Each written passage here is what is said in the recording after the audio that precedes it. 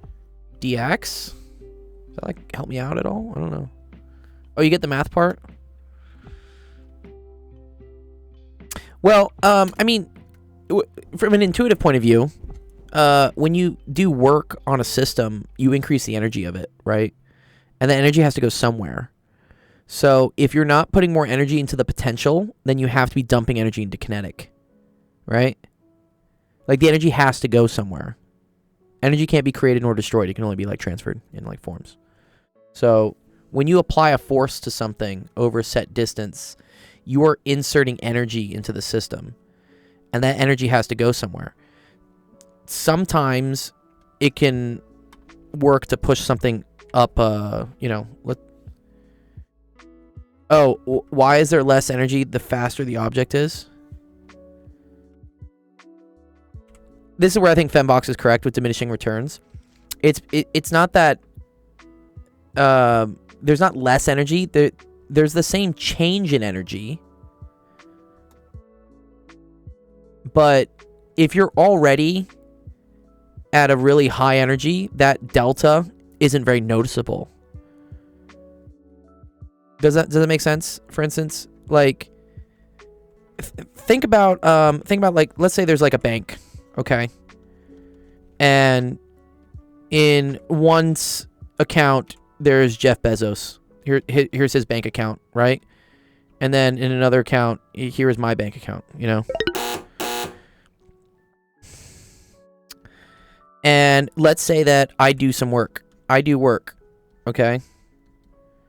For instance, let's say like I teach someone chemistry for 1 hour, right? Okay, and that generates, I don't know, like $100. Okay? That work I did is kind of like energy, and it has to go somewhere, right? If I apply it to my bank account, that $100 looks great. That looks like a huge change in my account. But if I give it to Jeff Bezos, I mean, he just shits on that. So he doesn't really see much. The delta isn't negligible to him.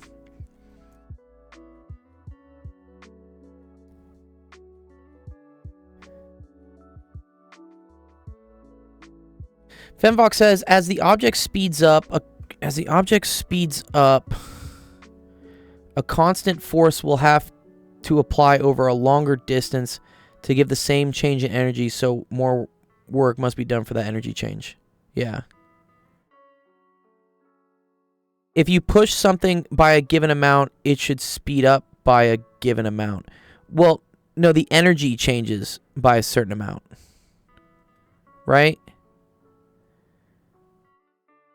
But the energy is related to like V squared. I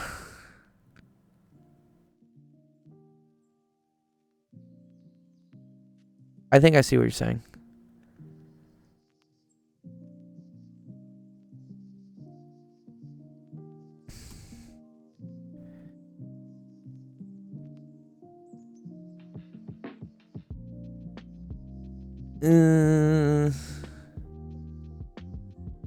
Not yet. The velocity doesn't change. It's the energy is like the whole thing. It's like the whole account.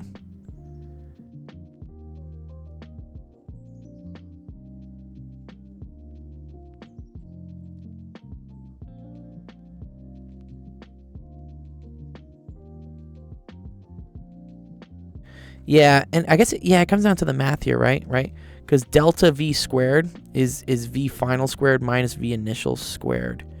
So I see what you're saying. So for instance, like 6 squared minus 5 squared is not the same as 5 squared minus 4 squared. Right?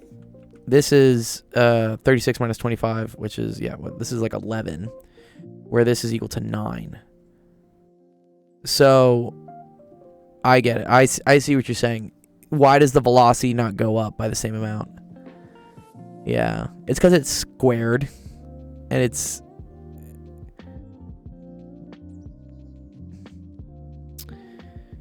It really shouldn't matter how fast something is going. Let's see what Fembox was saying.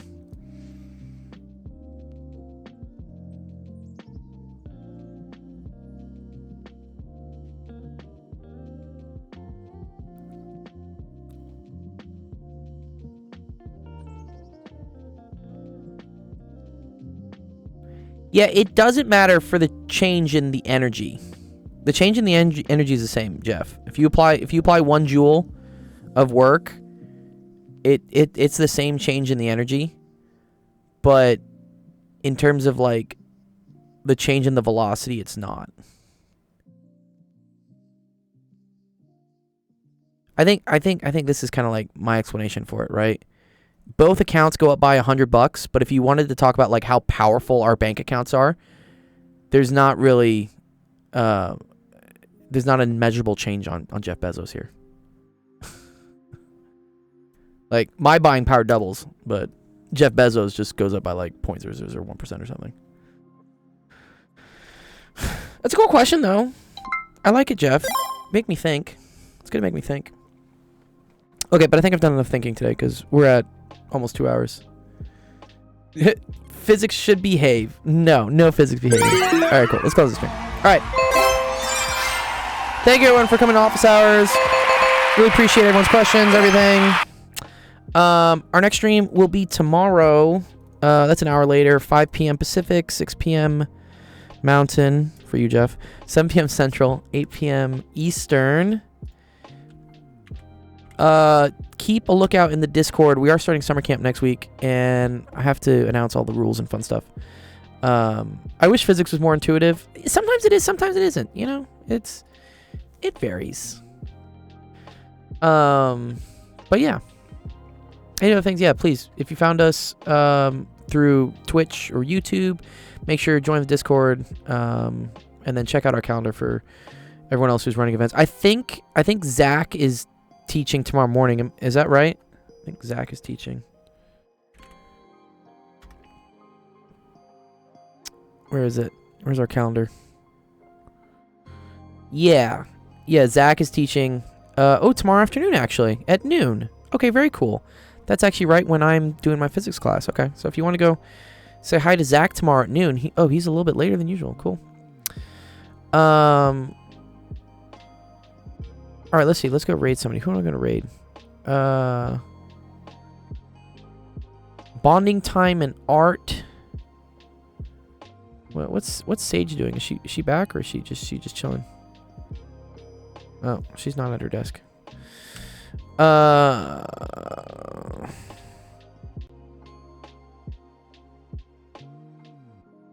Oh, looks like. Hey, speaking about physics, you want to do some more physics, Jeff?